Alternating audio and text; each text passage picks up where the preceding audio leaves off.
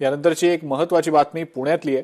पुणे शिक्षण मंडळातल्या महानगरपालिकेच्या फाईल्स गायब झाल्यानं शिवसेनेनं शिक्षण मंडळासमोर आंदोलन केलेलं आहे। पालिकेच्या गेटवरील आंदोलनानंतर आता शिवसेनेनं पुणे शिक्षण मंडळासमोर आंदोलन केलं।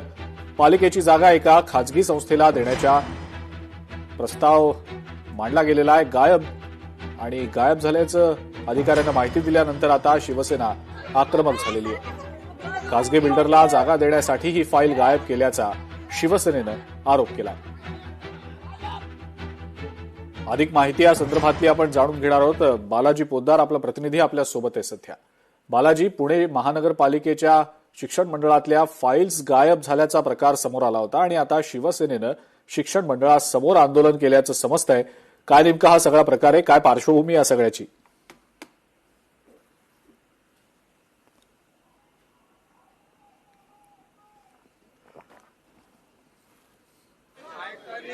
टेंडरला परमिशन दिल्यानंतर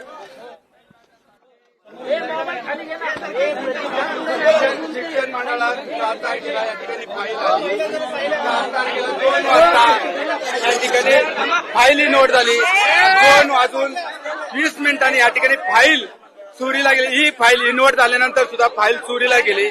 आमचं म्हणणं की 2 ते 2:30 वाजेपर्यंत 7 तारखेला विचारण्यासाठी आला तर तुम्हाला आज सुद्धा घेत नाहीत। आम्ही त्याला आत कसं जायचं ते जाऊ, आणि जोपर्यंत आम्हाला ते पत्रेवर मिळत नाही की आम्ही त्याच्या गुन्हा दाखल करत नाही आणि फुटेज मिळत नाही तोपर्यंत आम्ही इथून हलणार नाही। दाराला तर कुलूप लावलं तुम्ही, तर उठून जाऊ ना। आम्हाला काय सोपं आहे का शिवसेनेला? 5 मिनिटाची वेळ दिली, येतील खुलतील, नाही गेलं तर आम्हाला कसं जायचं आम्हाला माहिती आहे। शिवसेनेला सांगायला लागत नाही।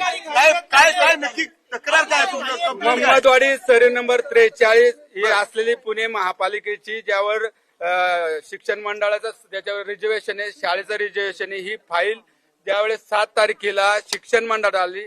शिक्षण मंडळामध्ये 2 वाजता त्या ठिकाणी फाईल इन्व्हर्ट झाली आणि 2 वाजून 15 मिनिटांनी ही फाईल झाल्यानंतर इन्व्हर्ट झाल्यानंतर ती फाईल गायब होते। नक्की याच्या मागे कोणाचा हात आहे? सत्ताधारी पक्षात आहात, राज्यात तुमची सत्ता आहे, तुम्ही या संदर्भात शिक्षण अधिकारी असतील किंबहुना राज्याचे उपमुख्यमंत्री एकनाथ शिंदेना का नाही सांगत आहे? सगळं 1 वर्ष झाले या फाईलचा आम्ही पाठपुरावा करतोय। 7 तारखेपासून मी रोज शिक्षण अधिकाऱ्याला रोज भेटतोय आणि 7 तारखेपासून फोन करतोय, त्यांना सांगतोय की तुम्ही यांच्या गुन्हा दाखल करा, फुटेज का। जर सत्ताधाऱ्यांचं सुद्धा ऐकत नसेल तर सत्ताधाऱ्यांना बी रस्ते उतरावं लागतं ना। पोलिसांका बी आम्ही पत्र व्यवहार केलं ना। 1 मिनिट, शिक्षण मंडळातून फाईल चोरीला होणे म्हणजे पुणे महानगरपालिकेची नामुष्कीन आहे का नाही? एखादी फाईल चोरीला जाणं म्हणजे कायदेशीर गुन्हा दाखल झाला पाहिजे ना। पण जर तुम्ही कायदेशीर पद्धतीने करत नसेल तर त्याच्या गुन्हा दाखल पाहिजे। ह्याच्यात कोण सत्ताधाऱ्यांचा हात आहे का हे बी बघितलं पाहिजे ना। ह्याच्या गुन्हा दाखल झाला पाहिजे। आम्हाला 2 ते 2:30 वाजेचं फुटेज 7 तारखेला ह्याचं निदर्शन करण्यासाठी आम्ही आलोय। सत्ता नंतर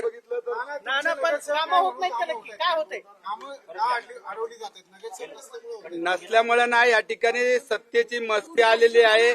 7 तारखेला फाईल नोट होते आणि एका शिक्षण मंडळ सरकारी फाईल गायब होणे म्हणजे शिक्षण मंडळाचे आणि पुणे महापालिकेची या ठिकाणी नामुष्की गायब केली।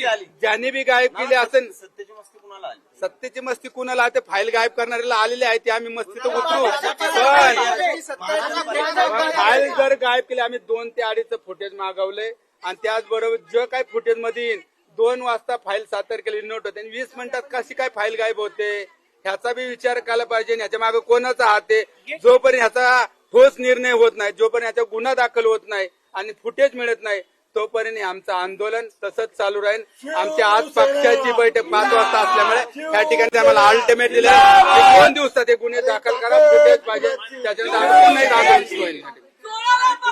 पाहतोय की आता शिवसैनिक जे आहेत ते मोहम्मदवाडी परिसरातल्या ह्या सगळ्या जागेचा घोटाळ्यामध्ये जे आहे ते नेमकं ही फाईल गायब कोणी केली याच्यासाठी गुन्हा दाखल करावा अशी मागणी करतायत आणि त्यासाठी जे आहे ते आक्रमक आंदोलन जे आहे ते आज शिवसेनेनं महापालिकेच्या नंतर जे आहे ते शिक्षण मंडळासमोर सुद्धा केलेलं आहे आणि आता गेटला कुलूप लावलेलं आहे। गेट उघडून मध्ये जाण्याचा इशारा जे आहे ते शिवसैनिक देत आहेत आणि 5 मिनिटात जर हे गेट नाही उघडलं तर तोडून जाण्याचा इशारा देण्यात आलाय। अजिंक्य, ठीक आहे बालाजी, धन्यवाद माहिती दिली त्याबद्दल।